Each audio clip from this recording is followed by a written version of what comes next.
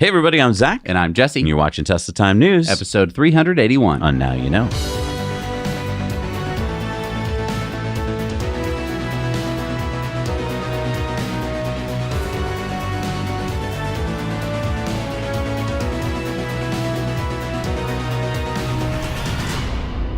Thanks to Emi for sponsoring this episode.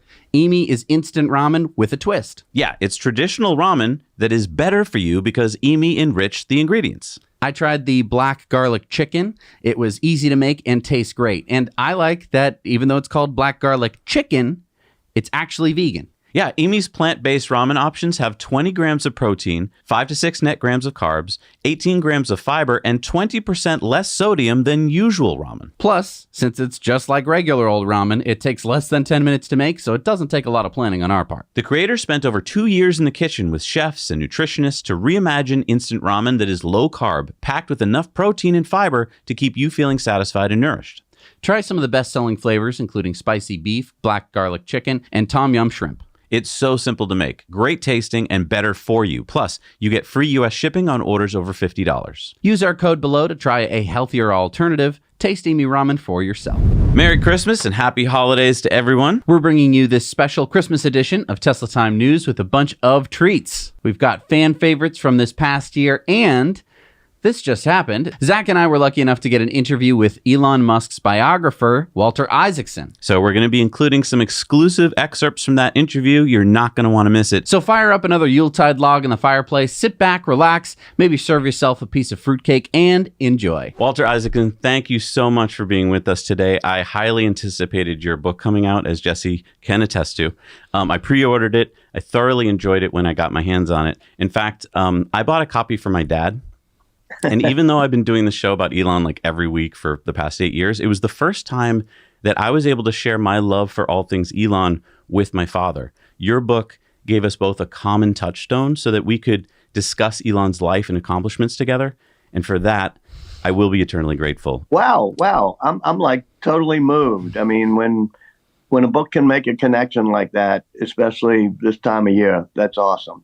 And I want to tell you how much I enjoy. I mean, your podcasts always inform the book. For a couple of years, I've now been, I think, a Patreon supporter and everything else. Y'all are doing a great job. Oh, wow. Thank you so much. Especially Jesse. Thank you. I urge anyone watching who hasn't picked up their copy of Walter's book, which, by the way, has been on everyone's must-read list this year, from Amazon to the Wall Street Journal, to read it. Walter Isaacson has written so many outstanding biographies, many of which are on our Now You Know set. Your biography of Leonardo da Vinci was one of my favorites. It helped bring him to life for me. Mr. Isaacson is the host on the show Amanpour and Company on PBS and CNN, a contributor to CNBC, and the host of the podcast Trailblazers from Dell Technologies. And I hear that an adaptation of your book is happening at A24 with Darren Aronofsky as director. That's exciting. Yep, pretty good. He's when there are different people who wanted to make this into a movie, and my only thought, because I'm not a movie expert, is it all depends on the director. And I figured he's the best director around. Walter, you just finished up a nationwide book tour. Was it worth it? Was spending, over 2 years of your life shadowing Elon worth it? Definitely. I mean, I've written my whole life about how does creativity happen? How does disruption happen? And there's nobody more interesting in this field now than Elon Musk. And the fact that he gave me total, unfettered, unguarded access, morning, noon, and night. I was sleeping in Airstream trailers down in Boca Chica and spending nights in the factory, walking the factory lines. I was able, I hope you've read the book, to just give the narrative story. Everybody's got an opinion on Musk, but very few people have been up close and say, okay, what does he do every day that makes him both good and bad at times? And so it's probably the most interesting project I've ever been on. I mean, just like you said, unlike normal people who I'd imagine you would meet them at their office at 9 a.m. and then go about their normal day at work and then go home at 5 p.m., Elon is different, right? What were like two of the craziest days for you when you were with Elon? You know, there were times when he gets into that surge mentality of drama. And I can remember a late Friday night in Boca Chica near Brownsville, where, as you know, Starship launch pad is. And it was about a year ago. And there were only about 5 or 10 people working on the launch pad. And Musk, you could see almost like a cloud coming in from the Gulf of Mexico. He was getting exercised about it. And he was saying, why aren't more people working? We'll never get to Mars. And I'd heard him talk about the need to get to Mars. But I thought it was the type of thing you might say on podcasts or at pep talks for your team. But he was just so intense that we weren't going to get to Mars unless we had a fierce sense of urgency, that I realized how deeply bred into him this is. And he orders up a surge. It's a pointless surge. They have 200 people coming in the next day from Cape Canaveral and from Los Angeles. And they didn't have a launch scheduled. He just wanted Starship stacked within 6 days. And he did it again the next week when we were standing on a solar roof installation at midnight when they hadn't finished doing the solar roof in 24 hours. And he's just driving them. And so when people say, how does he succeed where Boeing or NASA or General Motors or Ford can't do it? Part of it is that fierce all-in intensity. I guess that kind of leads to my next question then. Jesse and I have been following Elon for years as part of our work on the YouTube channel. So we feel like we get Elon. You obviously get him too. But when did that happen for you? Was it prior to writing the book, or did it evolve as you spent time with him? Because it sounds like moments like that help you to get him even more. That's what reporting is all about. Spending a lot of time, and then the moments accumulate. And the problem with some reporting or journalism today is they lead with the opinion. They don't lead with having spent as much time as possible covering the subject. And secondly, if you try to do a book based on 10 or 15 interviews, you're never going to get anywhere. You have to walk almost literally in the person's shoes. I can remember a year into reporting this book, other people had written. There's a Rolling Stone profile. There's the good Ashley Vance book about something eating away at him from childhood, but he doesn't want to talk about it, they keep saying.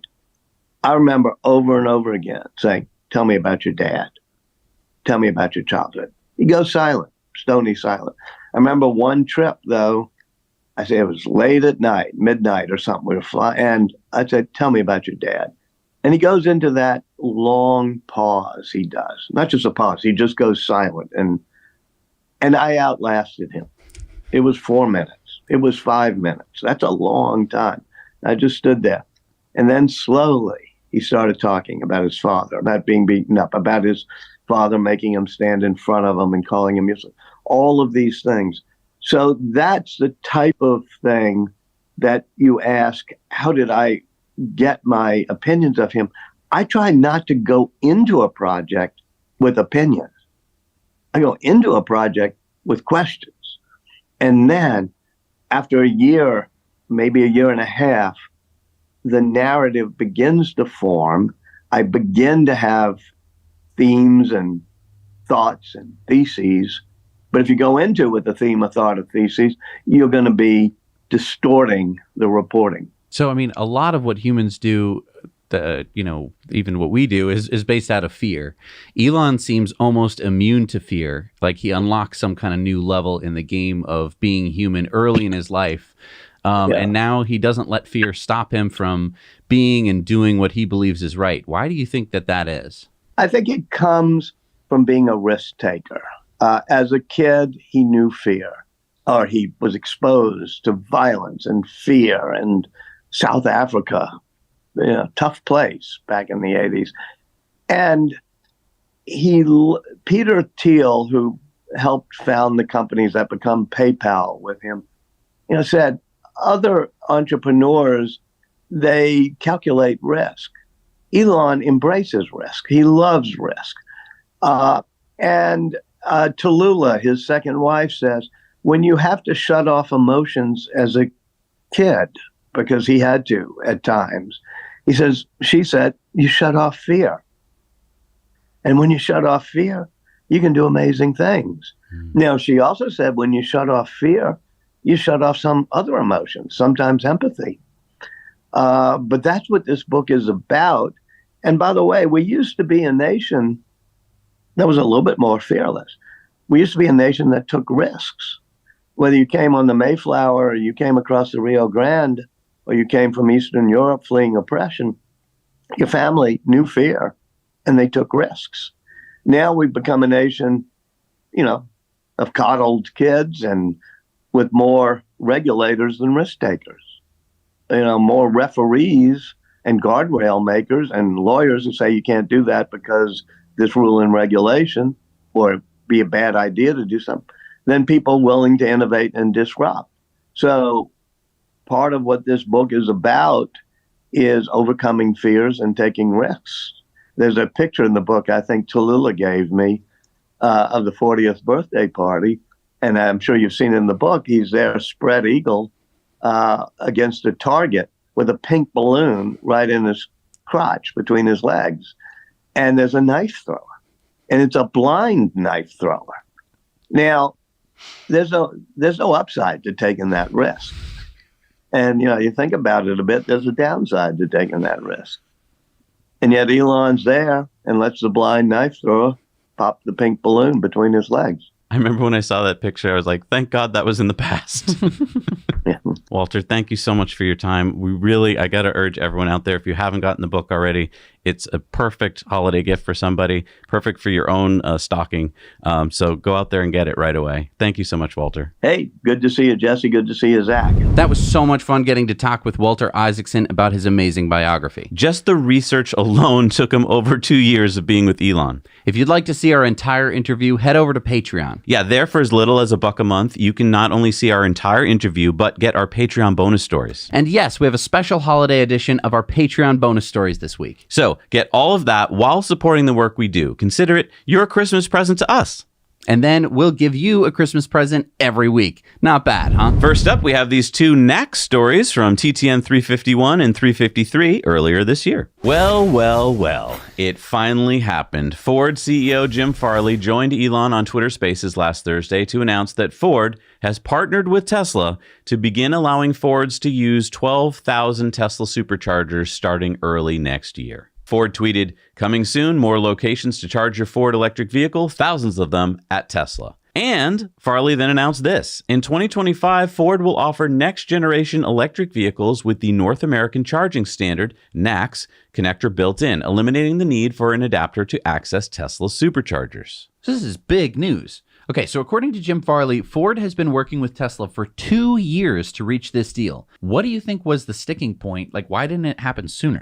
Well, 2 reasons. Number one, first, I don't think Ford really understood how important the Tesla Supercharger network was until their executives started driving EVs around. Farley admitted that his own kids asked him why they couldn't charge at Tesla Superchargers during a family road trip when they had to use those DC fast chargers that are behind restaurants and stuff instead. And number two, I think Tesla wanted Ford owners to have to use the Tesla app, but that was a deal breaker for Ford, as Farley wanted to keep Ford customers on the Ford Pass app.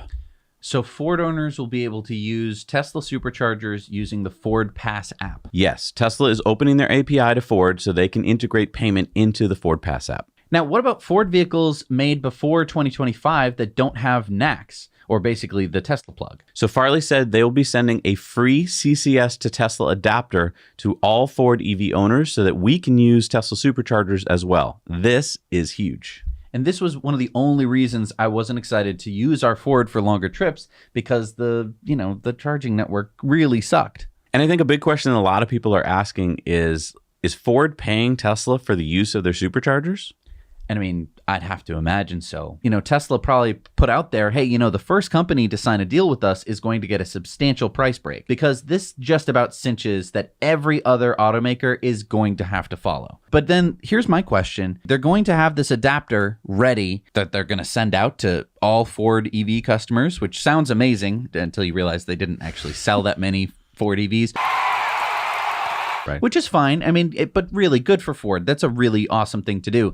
But this means that Tesla doesn't have to do Magic Dock. which would have been expensive, right? Ford is footing the bill for an adapter for people like us who bought a Ford F-150 Lightning.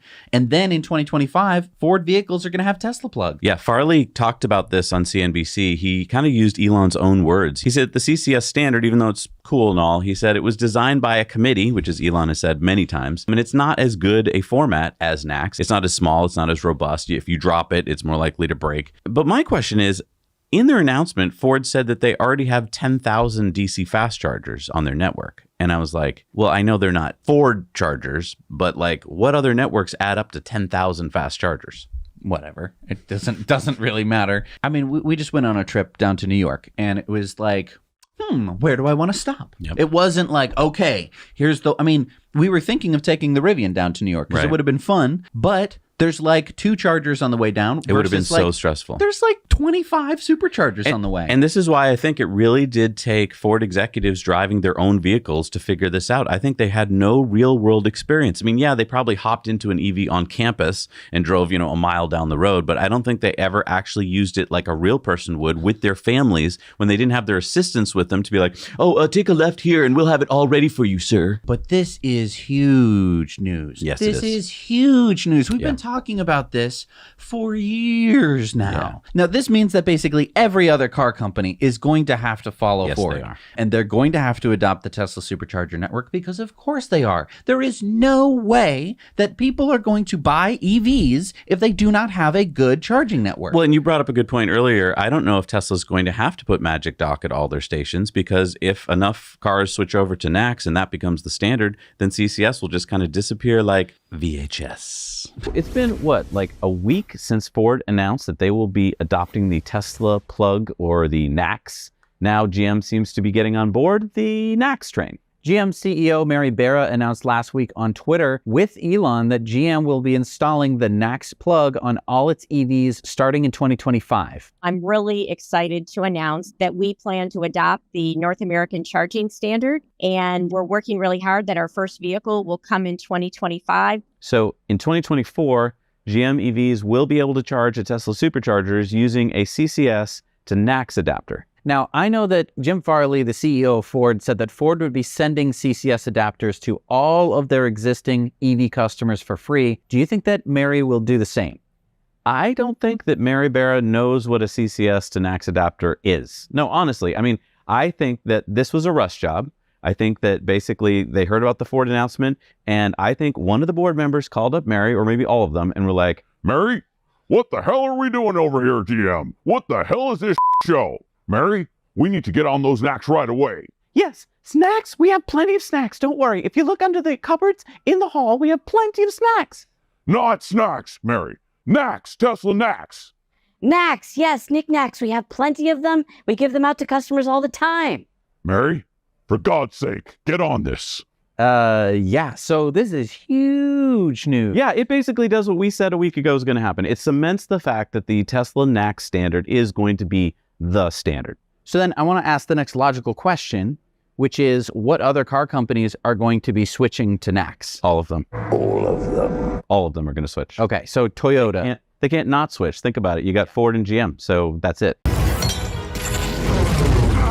Because essentially now it's Tesla, Ford, and GM. Those are the top 3 EV makers in the United States. And they're all using Tesla superchargers.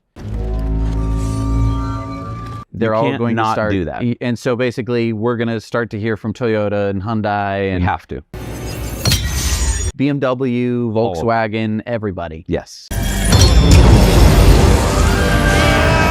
But then, the question is, what happens with the EV charging companies? They all have to have NACS at their chargers as well. So you're talking about Electrify America, EVgo, all of them have to switch. Have at least, switch or at least have some NACS available.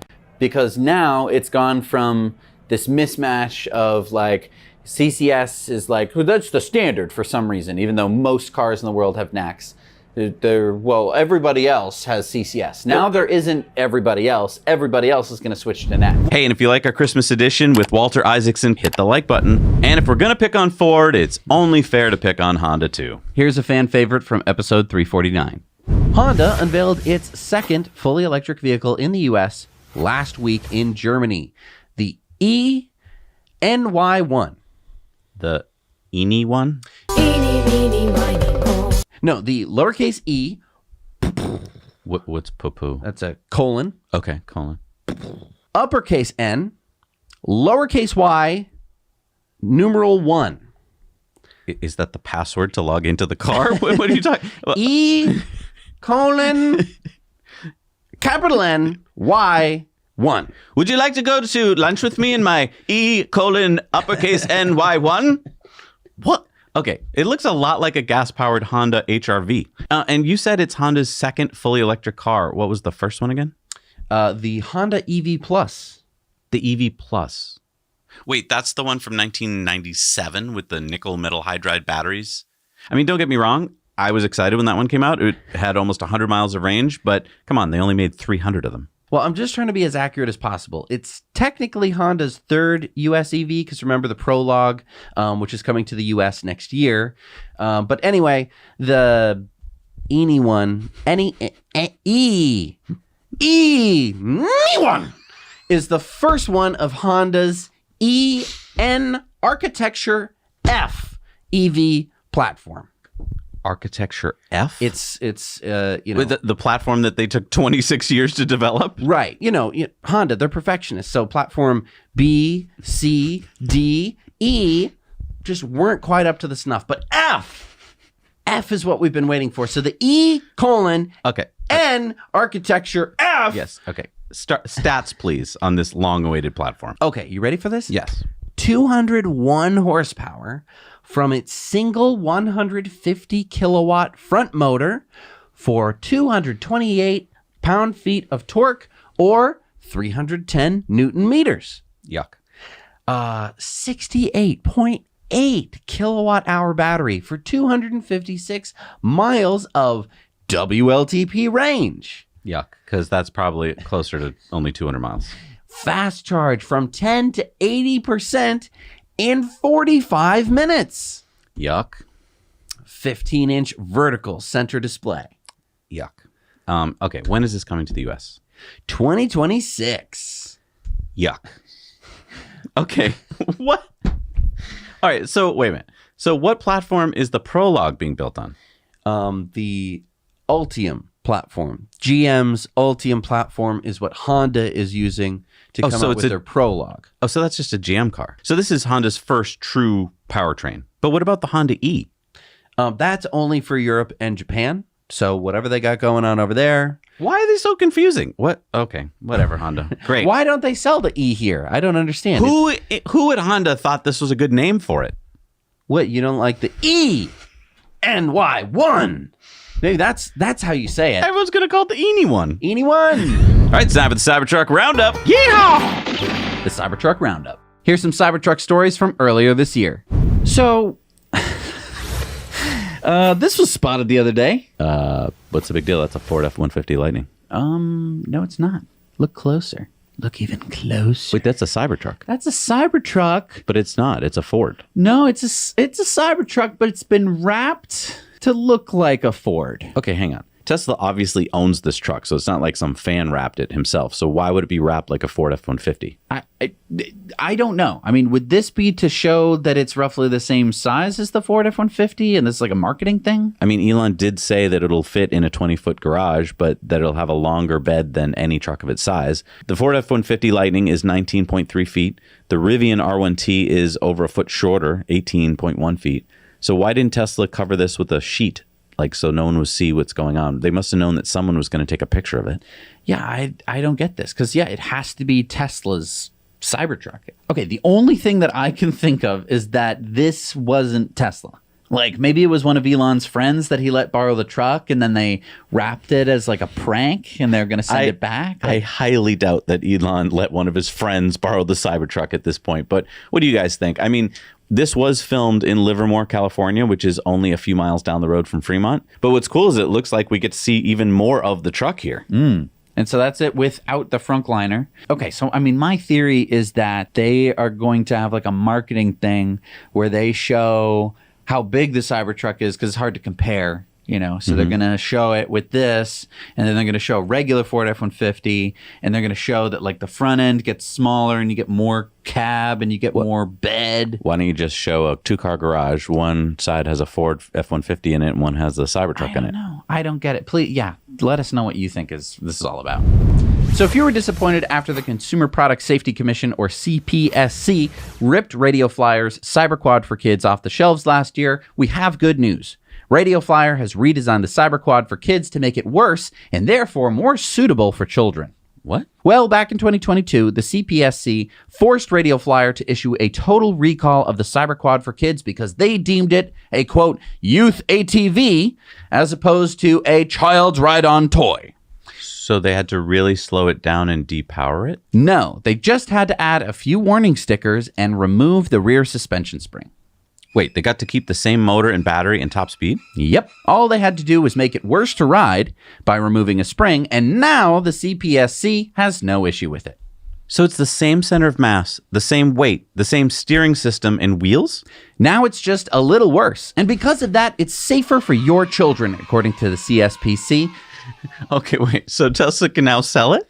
Yes, you can buy it right now on Tesla's website. Just remember that Tesla didn't make this change. It was Radio Flyer the whole time. There's a lot of people who are like, Tesla's being real shady about this. No, first of all, it's Radio Flyer because that's who makes the damn thing. And also, they are just complying with the Consumer Product Safety Commission's guidelines. Thank you, Senator Warren. Thank you so much for protecting us by making a worse product for our children to ride. America. All right, it's time for the Cybertruck Roundup. Yeehaw! The Cybertruck Roundup. Tesla owner Silicon Valley said at this point the Cybertruck is the most badass truck ever made. Elon said it's an armored personnel carrier from the future. Blade Runner would have driven. And this is in response, of course, to Joe Rogan shooting with an arrow. And then Earl of Front Puppy says, can you shoot an arrow through any car door? And Tesla Chase says, absolutely, because they did. They shot an arrow through their door. Look, it goes all the way through. Wow. Elon says normal car or truck door skins are made of very thin, mild steel. They are there for aerodynamics and aesthetics, but carry almost no load. On Cybertruck, though, the door panels are bulletproof to almost all subsonic projectiles. What an amazing week Zach and I just had. We traveled to Austin, Texas, where we got to host the Cybertruck after party. A huge shout out to everyone who came. We live streamed for what, 8 hours? Yeah, we had Sandy Munro, Farzad Mazbahi, Jehu Garcia, Ellie in Space, Kyle Connor from Out of Spec, Mountain Man Tesla, Kim Java, Dr. Know-It-All, Joe Tegmeyer, and so many other awesome content creators. Tesla's chief designer, Franz von Holzhausen, showed up in a Cybertruck. And you got to talk to him. So when you were designing this truck, there had to be at one point where you drew this truck and Elon was like, yes. Were you happy or were you a little afraid when that happened? No, I mean, when I came up with the design, we made it into a model before we even showed it to Elon, and it was, instantaneous. Yes, this is what we're doing. I know that a lot of people were like, why didn't you ask Franz about the price? He said he had 1 minute. He spoke for 1 minute. I just wanted to be respectful. Yeah, we had so many Cybertrucks there that we had to ask Cybertrucks to move back so that we could make way for more Cybertrucks. What a great problem to have. And I mean, Jesse and I put together this show with our buddies Eli Burton, Starman, Anwar Beck and Matt from the Austin Tesla Owners Club, and the amazing Noah Sargent from Corporate Streams. We all had less than a month of prep time. But the weather held, we had an awesome turnout, and the best part for me was meeting so many of you. We talk into a camera every week, but getting to shake your hands and talk to real people, it just filled my heart. So thank you to everyone who showed up and we got to talk to at the show. If I didn't get to see you, I'm so sorry that I missed you. I was pretty busy trying to keep the live stream going for those 8 hours, but it was nice. Sandy took over for a bit. I got to shake some hands. It was nice. Also, a huge thank you to our buddy Brian, who is also, by the way, one of the editors of the show. He's probably editing the segment as we speak. It's true. Thank you to Brian for driving down to Austin and helping us out immensely at the show. And in fact, Brian is how we got you that footage from inside the Tesla delivery event during our pre-show live stream. And this is what I'm talking about. Our community is amazing. I am so proud to be part of this and doing this show with you, Jesse. And Jesse, you were amazing. That was awesome. I really had a blast doing the show with you. By the way, if you haven't checked out the live stream, it's worth watching. There are so many gems in there. Feel free to skip around. You don't have to watch the whole thing. Yeah, people climbed into the bed of the vehicle. We're going to talk about later the HEPA filter. It was really cool. And thank you to the Cybertruck Owners Club. Without them, we wouldn't be able to do this show all year. Thank you so much. If you want to find out everything there is to know about the Cybertruck, head on over to the Cybertruck Owners Club for community and discussions like nowhere else. That's where we get all of our Cybertruck news. Now, it wouldn't be Christmas without the Grinch. And it wouldn't be TTN without Vinny. So it appears that the U.S. Department of Justice is doubling down on their investigation into Elon's glass house. According to Forbes, federal prosecutors are looking into whether Tesla's company resources were used to supply personal benefits to CEO Elon Musk as early as 2017, farther back than previously known, according to people familiar with the investigation.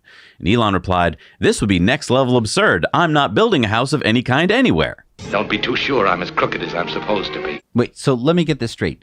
The Department of Justice is a federal government agency whose job is to protect civil rights, protect the integrity of the nation's antitrust and bankruptcy systems, and uphold the rule of law. So you're telling me that the DOJ, led by Attorney General Merrick Garland, who was appointed by President Biden in 2021, is investigating whether the richest person in the world got some special deals on some glass through his connections with Tesla and that he was going to build into his house. Uh-huh. Except this particular billionaire is Elon Musk, who doesn't appear to have a house, according to Walter Isaacson, who just spent 2 years following him around. Well, unless you count the $50,000 two-bedroom little bungalow at Starbase. Maybe he stashed the glass in there. Hey, Merrick, did you check in his fridge? Maybe he hid the glass under his bed. Did you check there? Maybe the glass house is just in plain sight like Wonder Woman's invisible jet. Do you think of that, Merrick? I think this is going to blow back on the Biden administration big time. I just don't see why they're doing this. This seems incredibly political. Oh, but here with a guest editorial on this topic is our very own Vinny Bamboozolini. Hey folks, Vinny Bamboozolini here, your trusted automotive advisor and expert on all things related to federal investigations. Now you two bozos are defending this guy, but you know what? I hope the DOJ catches Mr. Tesla red-handed, carrying all that glass he got through all his connections. He's probably in the trunk of his Model X. That's where I'd put it. If I had to hide something, which I don't. This billionaire should have to pay for what he's done. How dare he get glass at a discount for a house he doesn't even have? How dare you not have a mansion, Mr. Tesla? What kind of billionaire are you anyway with the 375 square foot house? That's smaller than most billionaires' slipper closets. You're giving billionaires a bad name, and I hope the other billionaires don't let you in their club with their secret billionaire handshakes, because you are not the kind of billionaire I want representing us Americans. And another thing, I shouldn't be telling you this, because it's basically free advice on how to avoid the feds. But Mr. Musk, I hear you got like 5 smartphones. You gotta ditch them, throw them in a lake. Here's what you do when you want to call your glass connection. Find a payphone somewhere in town. Make sure you're not followed, and always speak in code. Like replace the word glass with milkshake, and the word money with french fries. So it goes something like this. I'm waiting on my milkshake. When are you gonna have that delivered? I already gave you the french fries. See, now even if the feds do tap your phone, they think you're just hungry all the time. They got nothing. Bunch of bozos. They thought they could put me away, but they didn't even know how smart Vinny was. I outsmarted them. Bunch of clowns. Take that, DOJ. Okay, Vinny Bamboozolini, everyone. Folks, come on down to the Auto Mile. Check out the new Combustor 9000 at my dealership, the best dealership in the tri-state area. And from episode 356, our report on Tesla starting to advertise. So we knew that this was going to happen because Elon said at Tesla's last shareholder day on May 16th that he would listen to shareholders who have been begging Tesla to advertise. Oh, so are we talking about like a big budget car ad with fog machines and helicopter shots of winding roads and a voiceover? Test drive a Model S, 3, X, or Y today at your local Tesla dealership. It's sexy. But actually, you can't test drive one at your local Tesla dealership because Tesla doesn't have dealerships. We have stores, but we don't sell the cars there. You have to buy them online, but then you can pick them up at the store. And yes, we also give test drives, but it would be easier for us and better for you if you just asked your buddy Dave, who has a Tesla, to take you for a test drive, because then he'll be able to tell you all about it. So drive a Tesla and find out what Zach and Jesse have been trying to tell you for the past 8 years. No, Tesla did not make a TV ad. Bummer. Instead, people have spotted these Google ads, mainly in the UK, but also some Tesla solar ads in the US. Google ads? Yeah, so far, people who have spotted them seem to be seeing them when they do Google searches rather than traditional banner ads. I mean, I guess I kind of thought the point of the ads was to tell a story using video, educate people who may have misconceptions about EVs or Teslas being only an expensive car. I mean, when I talk to people who aren't really in our EV Tesla bubble, I get the Teslas are super expensive, aren't they? But how far can they even go before they run out of charge? Yeah, I get it. And maybe this is the first step because, it was literally only a month and a half ago that Elon agreed to do this. It takes time to put together ad campaigns and running these Google ads will at least give Tesla data about what people are searching for and how effective certain ads are. The ads do say things like experience Tesla, long-range vehicles with ultra-fast charging, explore pricing, browse our online inventory. Yeah, and I hope you're right.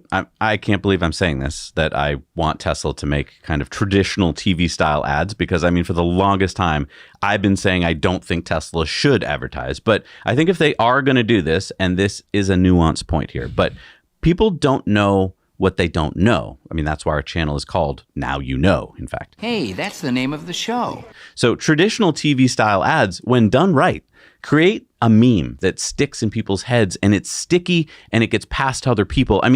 Take a look at this. The reason why the Where's the Beef commercial from the 1980s is still a cultural reference is because those 3 words helped Wendy's raise sales by 31% following the campaign. Where's the beef? 31%. Even Burger King, who didn't run the ad campaign, saw an 18% bump in sales after this campaign. So if Tesla could run an ad campaign that shifts the narrative and makes people feel like they have to check out buying a Tesla, that they're missing out somehow, that would be what I would do as Tesla's VP of Special Operations. And I think that the reason why so many Tesla fans want Tesla to advertise is because we all want a break. We have been Tesla's salespeople, and I don't just mean Zach and Jesse, I mean you too.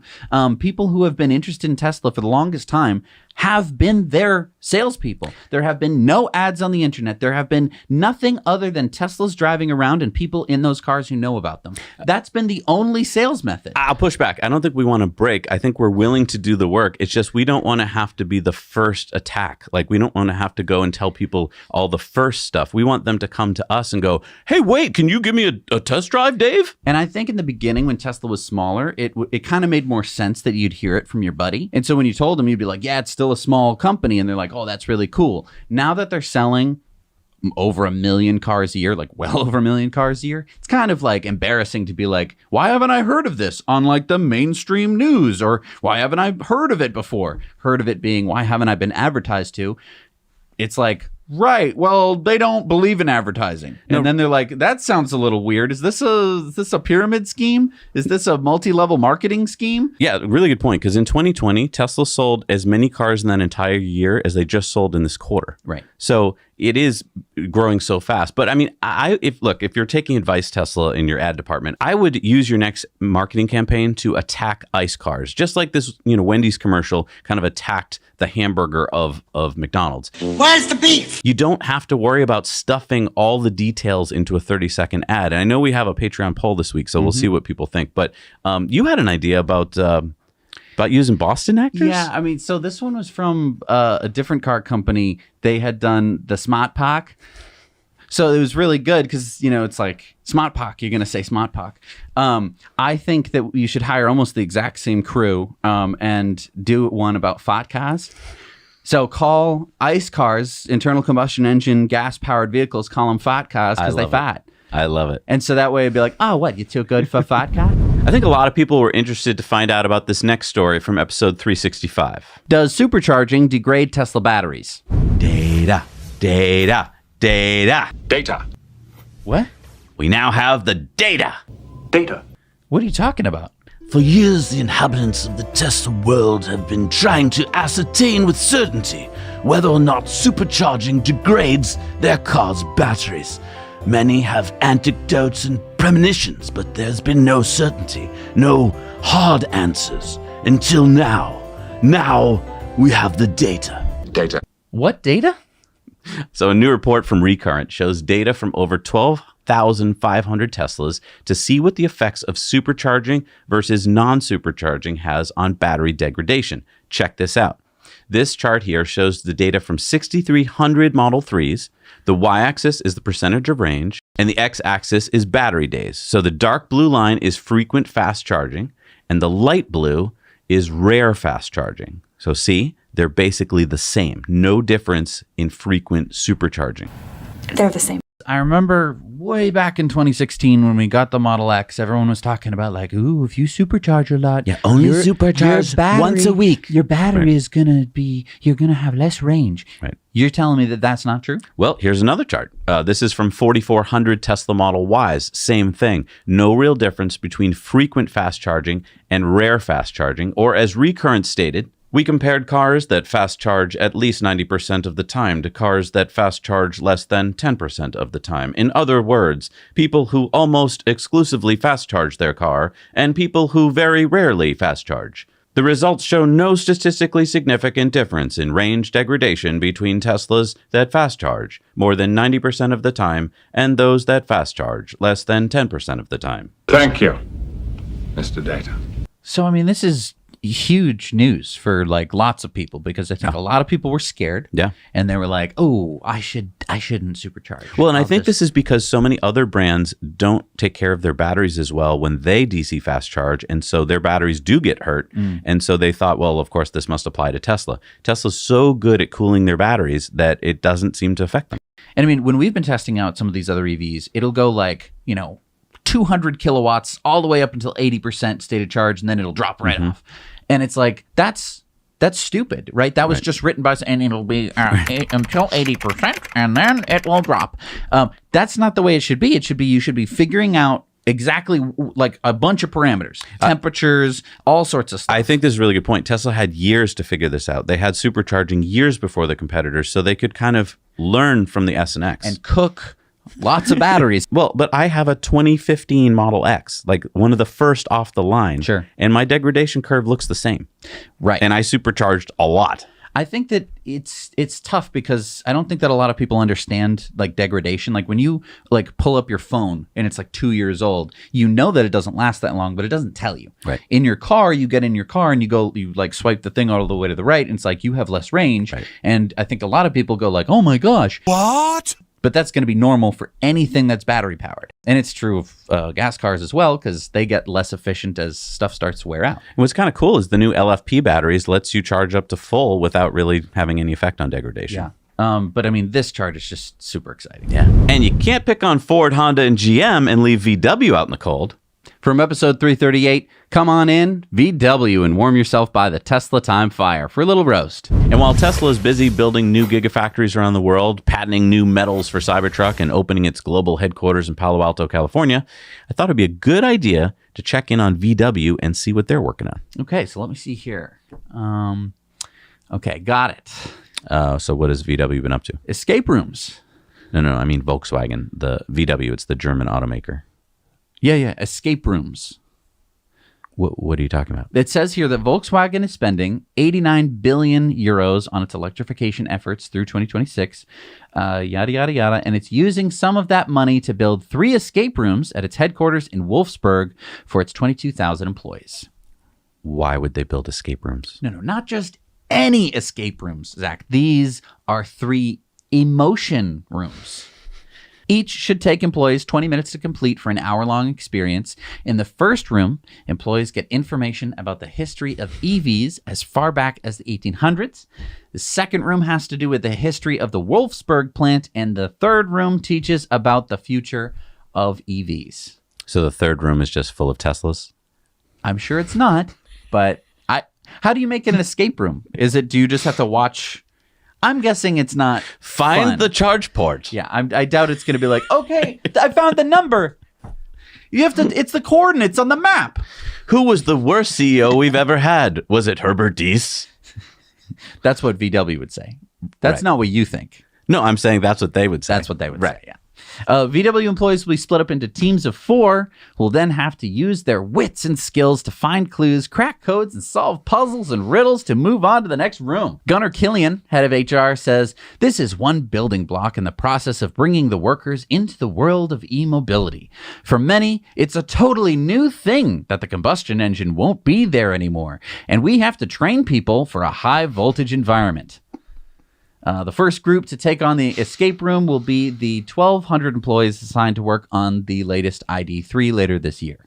I still don't understand. Well, VW is trying to help ease employee anxiety over job security as VW transitions from internal combustion engines into EVs, or just bankruptcy. Wow. I mean, if this isn't proof that Tesla is going to crush Big Auto, I mean, while VW employees are trying to solve riddles in an escape room, Tesla engineers are solving real-world engineering problems every day. I know, but doesn't it sound fun? You know, you get Hans, I made it out of the room! It's a fun thing to do with your employees. Team building. Yeah. Synergy. Synergy. Come on. Yeah. From episode 331, let's learn a little bit more about Elon's second in command. So according to an exclusive story from Reuters last week, Tesla's China chief, Tom Zhu, has been promoted to what sounds like the number 2 position at Tesla. Number 2. According to Reuters, Zhu will now have direct oversight of Tesla's U.S. factories as well as sales operations in North America and Europe. Zhu appears to be keeping his title as VP of Greater China, which means that he will also maintain his direct oversight of Giga Shanghai and Tesla's Asian sales. We've been reporting that this was in the works, and now according to Reuters, it looks like it's happened. And I think the question a lot of us are asking is this a good thing? And Jesse, you have constantly said this on the show. Whoever is in charge in China knows what they're doing. Yeah, I mean, you look at Giga Shanghai as we've seen it for the past, year and a half. So far, the China plant is basically an open field with some digging going on. And it's been amazing, the strides that they've made, but also some of the marketing that's come out of China, a lot of the messaging that comes out of China. And I do mean specifically for China. I'm not saying that like us Western viewers are going to completely understand exactly the game that has been played from Tesla China, but I've always thought that it was being played very well. Yeah. And so, I mean, I guess that Tom Zhu is the guy who's been, in charge of a lot of this stuff. And I'm not too unhappy to see him take over some of the stuff happening in North America. Yeah, and I think for the longest time, I've been personally feeling like Elon has too much on his plate. I mean, often when a person would leave Tesla, Elon would say, well, I'll take over their department. For instance, when Tesla's president of global sales and service, John McNeil, left in 2018, he joined Lyft. Elon was like, well, I'll just take over sales and service. And that's not a good thing, in my opinion. I mean, Elon's great and he's smart, but he's got to focus. And so I think this is a good thing. Tom Zhu has proven himself as a great executive. He's led Tesla in China expertly for years, like you said, and I think he'll bring a wealth of knowledge to Giga Texas. Yeah, and let's just take a look at what Zhu has been doing. He started at Tesla in 2014, leading their supercharging network development team in China, and he's been with Tesla for almost a decade, and coming up through the ranks means that he gained knowledge and experience throughout the organization. Yeah, and it really signals to others in the Tesla organization that Tesla values hiring from within. And that helps retain talent, because if you see that constantly, oh, they're just bringing in some guy from BMW, you're like, well, I'm not going to stay here. But if you're like, oh, wow, Tom Zhu came up from the bottom, now he's like second in command, that could be me. All right, it's time for Going Green, sponsored by Joa. Joa is the world's leading provider of Tesla accessories. Their team has over 15 years of experience at engineering unique products for autos, charging, and lifestyle. So you should really check out Joa for all those things you didn't even know you needed for your Tesla. Today, I want to tell you about their folding card tray for the Model 3 and Y. This tray is really well built. I love the quality hinges. It folds up easily, and it can easily be stored in the Model 3 or the Model Y's front or the rear trunk. I like that I can keep it folded up right next to me, so I could take it out whenever I'm supercharging. It's so much nicer when having a meal in the car to have it on these sturdy Joa trays, rather than trying to juggle drinks and meals in my lap. Yeah, and it's perfect for getting work done with a laptop or tablet or reading while you're charging. The tray is made with premium materials and feels really nice to the touch with this vegan leather, and the wood pattern perfectly matches Tesla's interior. Joa's products are created for Tesla owners by Tesla owners. The Joa team wants to enhance your driving experience. You can check out all of Joa's products at joalife.com. And you really should check out their lineup. There's so many cool products for yourself, or the perfect gift for that hard to shop for Tesla person on your list. And for a limited time, use our code for 5% off your order. So we've dunked on Ford and Honda. Come on, we can't leave GM out of the holiday party, can we? Introducing the GM Envolve. Meet the first ever Chevy Blazer EV Police Pursuit Package. The GM Chevy Blazer PPV. You know, GM and Ford are really smart to have dedicated sales teams for police departments. I can see a lot of police departments feeling really comfortable going with the Chevy Blazer EV. Now, what does the Pursuit package have? The Chevy Blazer EV PPV has a certified cop speedometer, heavy-duty cop suspension, underbody cop skid plates, 20-inch steel cop wheels with Firestone Firehawk cop pursuit tires, 6-piston Brembo front cop brakes with 15.3-inch cop rotors, 400-volt all-wheel drive, 498 horsepower cop Ultium powertrain, 105 kilowatt-hour cop battery with 250 miles of cop range. You can exit the vehicle with the cop key fob, and the car will go into arm protection idle. It's a cop thing. It'll stay on, but can't be stolen by perps. The PPV's got cop front seats, especially made for cop duty belts. You can charge the Blazer PPV at 80 amp charging for 52 miles of cop range per hour, or DC fast charge it at 190 kilowatts for 141 miles of range in 30 cop minutes. There's 100 amps of electrical power for all your cop features like cop lights and cop computers, and you can idle with all the cop stuff on for 20 to 50 hours. There's even a covert surveillance mode for when you need to be a stealthy cop. Okay. Yeah. I don't think they're all cop. No, they're all. I watched the video. It's the guys from Detroit. He has the cop voice. It's perfect. No, seriously. Yeah, Tesla should really they should hire some guys from Detroit. I totally agree. That used to work at Ford and GM. They should have a cop department, because that's all you need is a nice video with a cop. And then at the end of the video, they have cops who say, like, I love this car. I think that they should hire actors who play cops on TV. Oh, yes. I think you should get... Comment down below which cop actors they should hire. Like, what do you think? Like Chuck Norris?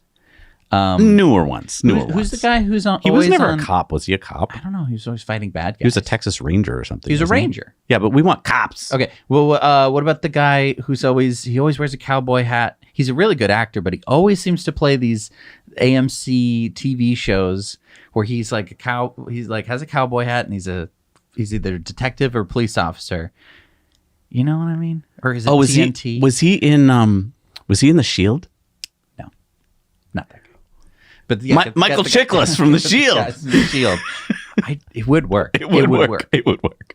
That would be so Tesla if they hired these off-brand cops, like the ones that are bad cops. Right, the anti-hero cops. Yeah. The ones that are on the take. Not the ones that are on the take, the ones that are, Michael Chiklis, he was on the take. Yeah, but he was one of the best cops. One of the best He cops. was. He was a loose cannon. Yes. That's loose cannon cops. Loose cannon. That'd be the name of their department. Beverly Hill Cop. All right, it's time for our video contributor stories. Remember, we need your stories. Send them to us 2 minutes or less. Shoot them in landscape with good audio and no music, and send them to hello@nowyouknowchannel.com. What do we got this week, Jess? Somi sent us this story about one of the cheapest superchargers in North America. Arrived at the Delta Supercharger. The last session paid was $6.08 US in Everett, and that gave me 22% charge in my battery. So we're gonna see, I think, a big difference here, because if we look at the, oh man, where is it? It's not popping up. Yes, it is. There it is. We're looking at 10 cents Canadian per kilowatt hour. For those in America, that's 7 cents per kilowatt hour. Let's do this.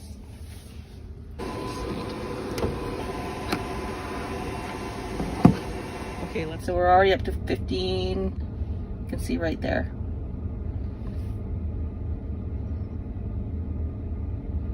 Okay, let's see how this goes. 10 cents per kilowatt hour, that's crazy. So I am back from just I had to use the bathroom and grab some food. And let's see where we're at right now. So $4.15, 16 cents. And we're already at 62%. So we're gonna stay here right until 80%. And I'm thinking that's not gonna go much higher. My goodness, that's cheap. Wow. Oh, we're done. 80%. Let's see how much. $5.57. Come on, that's crazy. For the US equivalent, subtract approximately 30%. So that probably comes out to just over $4 US to charge from 12% to 80%. Telling you, best kept secret. Best kept Tesla charging secret in the Lower Mainland. Well, it's not a secret anymore, Somi. The Delta British Columbia Supercharger, folks. And if it's entirely packed, it's all Somi's fault. Just kidding, Somi. Thank you for the money-saving tip. All right, now it's time for our Patreon bonus story. So again, head on over there, see Walter Isaacson's full interview that we just did with him. I mean, this is exclusive. No one else has this. Also, our Patreon bonus stories this week, all for as little as $1 a month. We'll see you there.